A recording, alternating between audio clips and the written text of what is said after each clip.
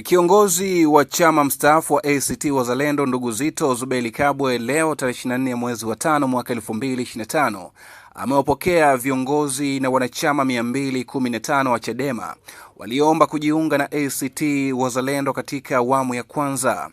Viongozi hao ni pamoja na waliokuwa viongozi wa mabaraza ya chama, wazee, wanawake na vijana. Wamefikia uamuzi huo baada ya kubaini ya kuwa ACT Wazalendo ndio jukwaa sahihi la kisiasa la kupigania haki za wananchi hapa nchini. Kwa niaba ya viongozi wenzao ndugu Philbert P. Ntahimpela, aliyekuwa katibu wa wilaya, Venance D. Kasuka, mwenezi wilaya, na Danford Chubwa, mjumbe mkutano mkuu wa taifa, baada ya kushawishiwa na viongozi wao wa zamani kujiunga na chama kingine cha siasa kutokana na migogoro inayoendelea hivi sasa ndani ya chama cha demokrasia na maendeleo Chadema. Tumeridhishwa na mwelekeo wa kisiasa wa chama cha ACT Wazalendo, wamesema.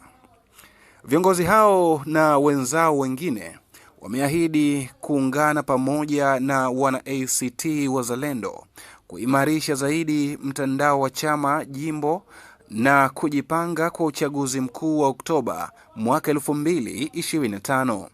Katika salamu za kuwapokea viongozi na wanachama hao, kiongozi wa chama mstaafu alisema amefarijika sana kwa uamuzi wao waliofanya.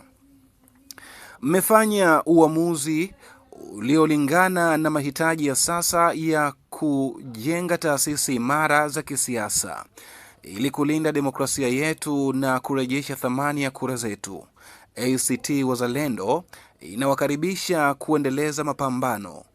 Mmekataa kubebwa kwa maslahi ya wengine, na wapongeza sana kujiunga na chama hiki pekee cha upinzani chenye nguvu Tanganyika na Zanzibar, chama cha kitaifa kinachounganisha watu badala ya kufarakanisha.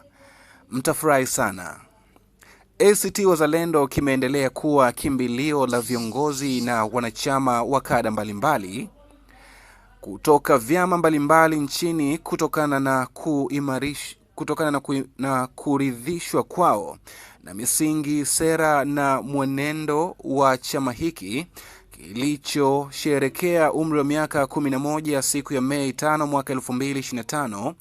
Miongoni mwa wanachama mashuhuri waliojiunga na ACT Wazalendo hivi karibuni ni pamoja na wakili wa kujitegemea ndugu Peter Madeleka, aliyekuwa na makamu mwenyekiti aliyepokelewa na makamu mwenyekiti bara siku ya Alhamisi iliyopita. Aidha, juzi katibu mkuu wa chama ndugu Ado Shaibu naye pia alipokea viongozi na wanachama kutoka vyama vya CCM, Kafu na Chadema kutoka jimbo la Same mkoani Kilimanjaro. ACT Wazalendo kimeendelea kujiandaa na kujipanga kwa mapambano ya kulinda demokrasia kwenye uchaguzi mkuu wa Oktoba mwaka 2025. Taarifa hii imetolewa na naibu katibu idara ya habari, uenezi na mahusiano na umma, ACT Wazalendo. Kwa maoni na ushauri tuandikie hapo chini, lakini pia usisahau kulike na kusubscribe.